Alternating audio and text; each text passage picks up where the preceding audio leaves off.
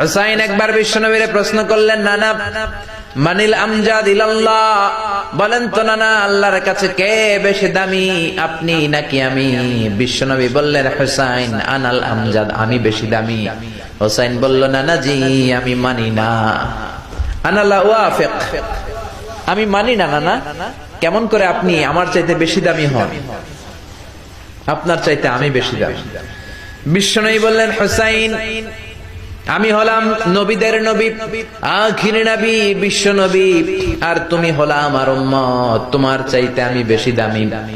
হুসাইন বলে, নানা জি আপনি ভুল বললেন, আপনার চাইতে আমি হুসাইন বেশি দামি।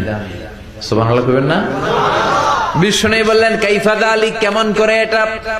হুসাইন বলল, নানা জি তাহলে বলেন তো আপনার আব্বার নাম কি?